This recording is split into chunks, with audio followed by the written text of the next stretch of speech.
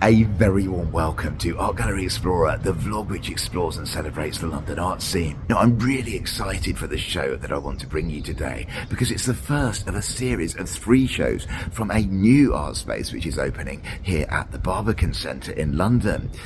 What's going to happen is, over the next year, 3 contemporary artists are going to be responding to and producing work which talks to and is inspired by works from the Giacometti Foundation by Swiss sculptural great Alberto Giacometti. Now, the first artist who we're going to be looking at today is Pakistani-American artist Huma Bhabha. And then from then on, Mona Hatoum is going to be showing in September. And then finally, Lydia Bengles in February 2026.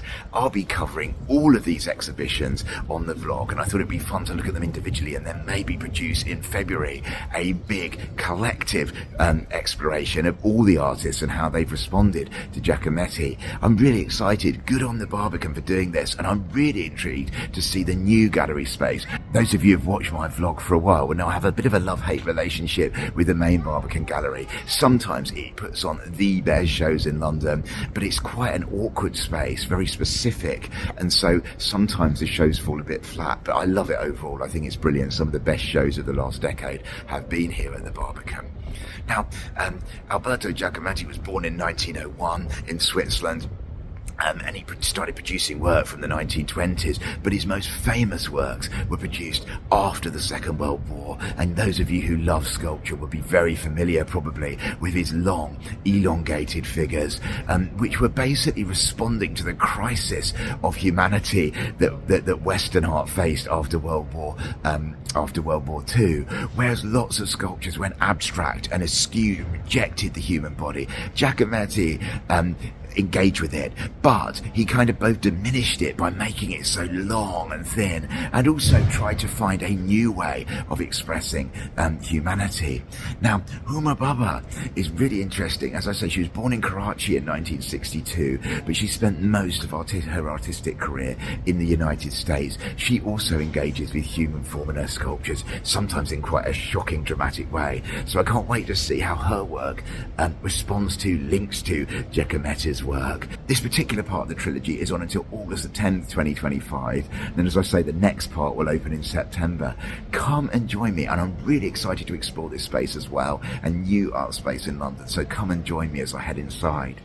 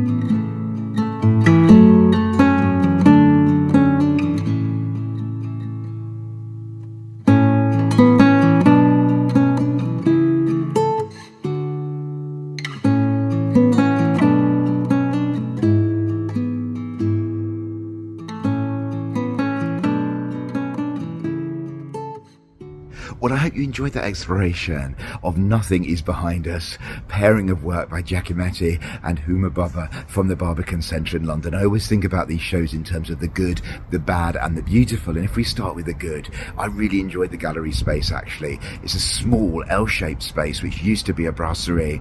And I think the way that the light floods in and you get these views of both the brutalism of the Barbican and also of the church opposite is really special. I enjoyed that. It's a nice contrast actually to the enclosed kind of concrete nature of the main art gallery, which, as I said in my introduction, I mainly love as a space, but this was very, very different, and I think it was a really good space to to show sculpture as well, because they kind of were put in the city, if you like, in a way, which really worked well. I knew I'd like Giacometti's work. I'm a big fan of his, but I thought it was a nice selection from the Giacometti Foundation.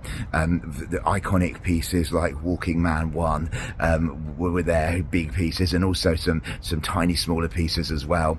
There was a really interesting 1932 work which showed us that actually he was not thinking, it wasn't just the war which got him thinking in these figures and walking and movement and that kind of thing. So I did enjoy that a lot. In terms of Bhabha's work, I enjoyed a lot of it actually. I mean, it was the first time I've really engaged with her work in a lot of detail. I found the terracotta pieces of body parts a bit disturbing but incredibly moving and powerful. These were produced in Mexico in a creative period, and I thought they worked really, really well. I enjoyed her use of cork. She cast cork a lot, and obviously the texture of cork is really interesting in sculpture. So I did really enjoy those pieces as well, a lot.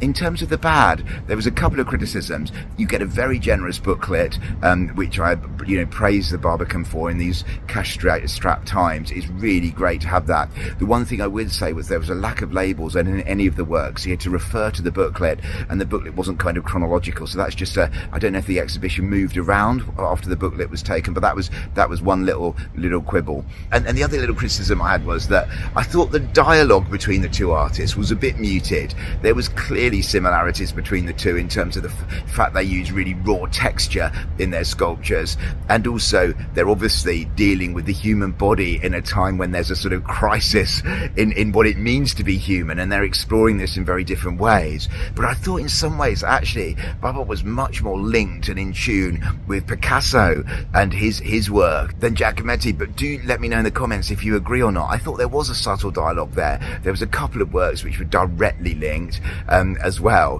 which was nice. But generally, yeah, I felt it was kind of like about two sculptures who had general themes in common, but were not deeply in conversation with each other. But I didn't mind. It was really interesting to see them together. In terms of the beautiful, I loved lots of the Giacometti works, but especially Three Walking Men. I thought this was a really beautiful work, which was kind of actually envisaged as part of a bigger project which was never fulfilled. And in terms of Bhabha, I love the loggia. I love the colour of this work. She actually used seawater to get this colour, and obviously it's being shown outside, and so it's going to constantly change and weather, and I just found it really beautiful. That's the one of hers I'd like in my room. It was a stunning work. Overall, I enjoyed this exhibition. I'm going to give it an 8 out of 10. It's small. I think that £8 is reasonable value. You'll be in there for about half an hour, but these works do kind of reward circling around, exploring, and remember the works in the lobby. You can't miss them, but you'll see that as well. So what exciting times to have a new gallery here at the Barbican Centre. I can't wait to see the other two encounters in this series. The show's on until the 10th of August, so do get along here. So I hope you enjoyed the review. Do leave a comment if you've been to this exhibition, and do remember to subscribe to Art Gallery Explorer for many more reviews of shows across London, the southeast of England and beyond. Thank you ever so much for watching.